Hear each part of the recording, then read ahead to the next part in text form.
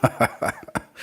Why have I decided at well, not quite the start of the day for me, but quite early on, UK time anyway, to talk about Keir Starmer. Why Keir Starmer? Why have I been talking about Keir Starmer? And the reason I asked the question is because no doubt you, like me, consider how you spend your time and where the important things lie and where you should focus and where you must focus and where you shouldn't focus. And I've found myself recently talking about him a little bit more. And I have attempted to steer clear of anything that is ad hominem. I don't want to attack the individual, the person, because I don't know the person.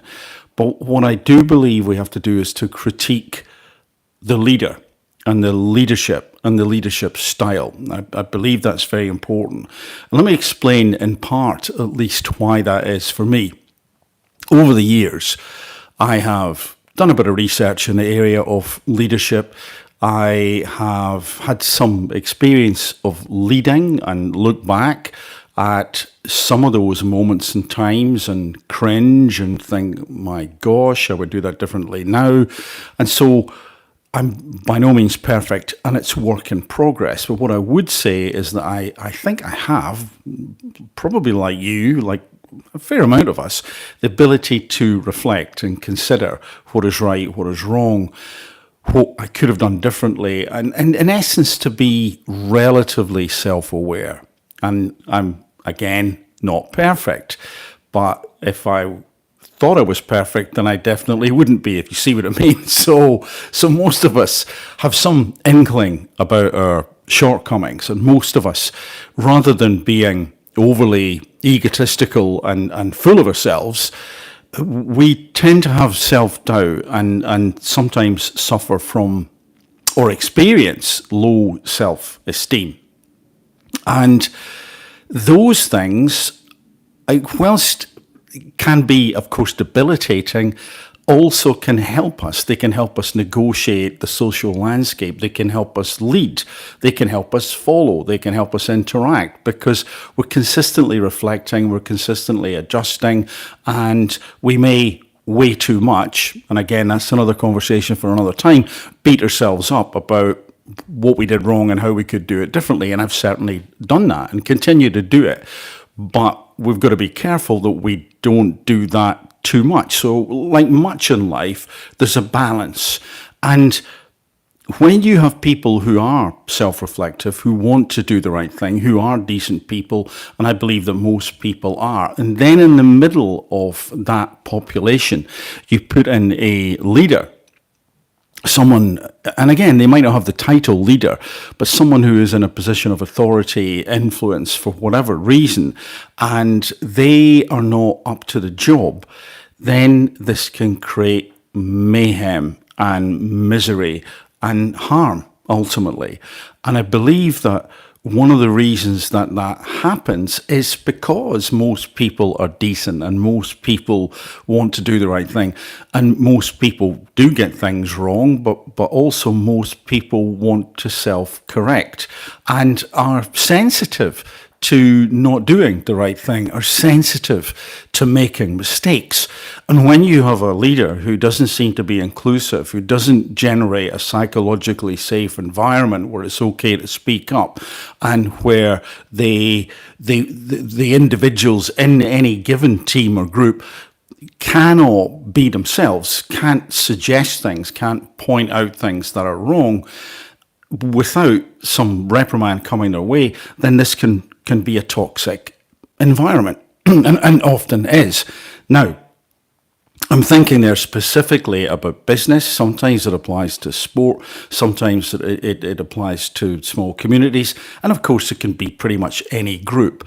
However, if we expand that out to the nation, if we think about where we are right now, and we think about how beleaguered people were feeling before Labour got into power again, then we needed something a little bit different.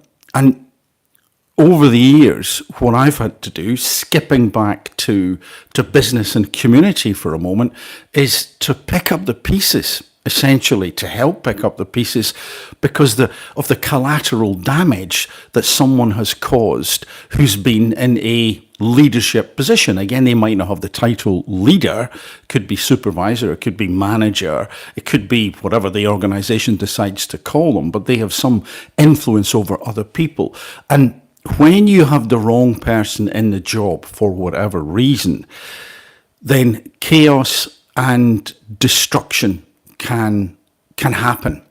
And one of the things I call that is collateral people damage. It's why I suggest that when organizations look to someone to be a leader in whatever position it may be, and that position may be vacant because there's a skill shortage and they need someone with a certain level of experience, which is understandable, and a certain skill set, which is absolutely understandable as well. Then when they trawl around, I encourage them to genuinely look at what is the history of this individual, and not simply the little nuggets that are laid out in some resume or CV, because that's easy to big up, so to speak. It's easy to miss out what else might have been happening. Why are they on the market? What happened in that other role? And unfortunately, some organizations are so keen to get rid of toxic individuals that they don't say anything at all, which is another interesting conversation to be had, probably in conversation with someone in that area another time. But if you think about it, what was the experience of Keir? What was the experience? He didn't really have any. And his background was something that, while the legislative process and understanding the law can, of course, be an advantage, sometimes a huge advantage to someone in government, of course, that doesn't mean to say that that skill set can be transferred into a leadership position, particularly one which is so nuanced, multifaceted, and level as a PM role, or a president for that matter. So what we have is someone who probably didn't have a discernible track record that we could actually analyse. And I think that's one of the reasons that some people were quite uneasy about him getting into that particular role. And they've been right, unfortunately. And so if I think then, thinking politics, prime minister, country, and business team about those toxic individuals, they end up being toxic, who are in positions of influence and authority. Here's the sort of, I suppose, a broad way to describe it, to generalize it. Some people are promoted because of skill alone, and maybe that can work. Some people are promoted because of who they know. Some people are promoted because of their wonderful CV. Some people are promoted because they have found a way to network and have quite a bit of leverage and talk to the right people, and the right people support them. And it can be some of those, all of those, a combination of some of those things, and others that I haven't described here. But what can end up happening is that you get someone who is promoted above their level of emotional intelligence. They're promoted beyond it. So again, thinking about team, community, business, you can get someone who may be the world's greatest engineer, or the world's greatest accountant, or the world's greatest lawyer, but can they relate to people? Have they self-awareness? Are they able to be taught? Do they listen? Why do they want to do that role? Do they want to do that role to make things as good as they possibly can for everyone? Do they understand that morale and team spirit and fun and enjoyment are important in any given team in whatever sector it may be, or not? Or do they think, well, I'm really clever, and I'll take this cleverness and I'll get rewarded a little bit more, and I'll have this power and influence, and I kind of like that, but people, not so much. Or, I'm not very good at it. Or, if someone says, you're not very good at that, they dismiss it because that level of reflection and self-awareness isn't there. And that collateral damage, that wreckage that can be left in the wake of such an individual, has always annoyed me and has always upset me. And I think it is a disgrace when we get toxic people in leadership positions. And unfortunately, there are quite a few of them. So when I look at Keir Starmer, and again, not attacking or tackling the individual here, the person, because I don't know who this person is. It's actually one of the issues, but never mind.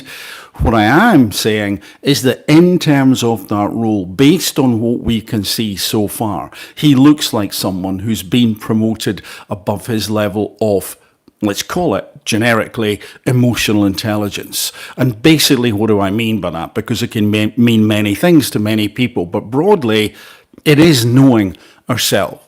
It is knowing that, okay, when I feel this emotion, I act this way.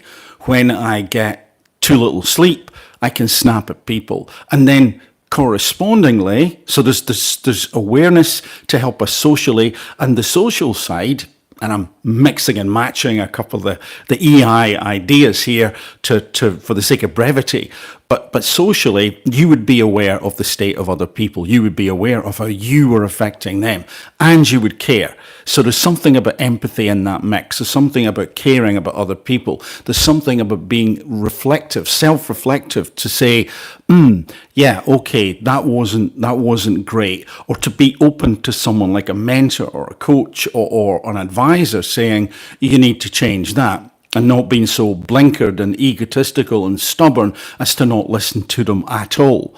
So when people are open, when they're emotionally intelligent, that can be tough because they can feel some of those things and it can be a bit crushing. So you still need to have resilience, and there is a dynamic tension and there is a balance to be had there. But the flip side of that is when you have somebody who doesn't seem to listen, who doesn't seem to particularly care about certain individuals, who's thinking in very much a binary black and white fashion, the in-group, the people that I consider to be worth talking to. The other people, the plebs, they don't matter. They're just there to serve me, and I'm not really picking up on their emotions because I need to do this, because I'm really clever, and I've been clever, and I've got all these rewards from it and titles, and so that means I'm special, and there's an element of self-aggrandizing going on here. And I've seen this in business, continue to see it. Saw a guy the other day, and I was like, oh my goodness, what can we do? What can we do here? Again, nothing to do with politics. And so when I look at Keir, the alarm bells go off. They have gone off for a long time. And you may be saying, yeah, but what about this politician and what about that person in charge? Absolutely. He's not alone. He isn't alone. But this is partly to do with the timing. The country, I believe, in terms of, let's say, stress and well-being, was on its knees. So high stress, not a lot of well-being, reduction in hope, beleaguered, disenfranchised, one of my, unfortunately, favourite words these days, apparently. And when that happens, you need something that is medicinal in nature. You need to be lifted up. You need to have hope. You need to feel that someone is there who cares. And when you put someone in charge, irrespective of what is going on behind the scenes, who appears not to be like that, who appears not to have empathy, who appears to be self-aggrandizing, who appears to be interested in power, prestige, the rewards, the kudos, the image, rather than to serve, then that is a recipe for a bit of a psychological disaster for a lot of people, because they were already at a low ebb. And I hope that makes sense. I hope you can see that, yeah, there are other people out there that I've talked about before and probably will talk about again in terms of leadership positions. And I have question marks over a lot of people, but in terms of the UK and in terms of timing and in terms of where people were and what apparently was promised from this leader, and then to have those hopes dashed and then to have things be doubled down upon, I just feel I've got to speak out about it whilst I can. The direction of travel is also a little bit worrying. But nonetheless, we must speak up. We must say what we think. And we must also call things out when we believe it has to be called out. And I would emphasize peacefully, legally, make the argument. To do otherwise, not only it creates friction and real issues, but it diminishes what we can say. It diminishes it because it's easy to be given some of these labels that that particular leader is keen to dish out. But if we can do this calmly but firmly and also consistently until people wake up and listen. And I've said before that if you look at those people who are in government, and that's also in opposition, there are good people in there, definitely really good people who go in, they want to make a difference and they care. So let's see some of those people. And unless somewhere Keir can say to himself, yeah, I have reflected and I feel that emotionally this need to change, and then does so, rather than what it looks like changing and flip-flopping around to grab more power, to stay in power, to continue to be in that position that feeds the ego, potentially. That's what it looks like, can't say for certain. Then if that's who we've got, rather than someone who changes because actually there's a moral code at work there, there's an ethical code at work there, they care, they understand, mea culpa, yeah, right, I need to do things differently. If that's the case, brilliant, stay where you are if you change. But if you don't, then those good people, and nobody's perfect. I'm not expecting someone who's going to be like absolutely phenomenal. Everyone is flawed. But if we could get someone who understands that the nation requires this, yes, they've got to be good in terms of interacting with other countries. They've got to be good at motivating people. They've got to be good at caring. They've got to be good at getting the nation to say, yeah, I think I can put a bit of trust in you because of this, and this. And they can create that compelling vision and story and act in a way that is congruent with that compelling, hopeful vision and story about where we need to head as a country, as a group of people, sometimes a very disparate group of people. And so if Keir can change, great. If he can't, we really need someone who is decent, honest, moral, empathic, and yeah, smart and effective, of course, and resilient, of course. And the same thing, and I said this yesterday, but it's worth repeating, that applies to any leader of these parties. So at the moment, that definitely applies to Nigel Farage. It definitely applies to Kemi Badenoch, and it was Ed Davey and the Lib Dems. Maybe I've got that name wrong. The guy who runs about and does these sort of stunts, and some of them are quite humorous. I ironically don't know too much about him, and I haven't mentioned him. He may be great. So, but also the same rules apply in terms of, as far as the country is concerned, that the humour, etc., is great, but you need to be those things as well. The morals, the caring, the ethics, the empathy, and robust enough and effective enough and skillful enough as well. I don't mean to imply that we don't need someone who's skillful, but is it too much to ask that we have someone who has skills and also emotional intelligence? Anyway, that's where we are as of this morning. I hope that makes sense. And right now, this is why I will probably continue to speak up about Keir Starmer. For the moment, from me, bye for now.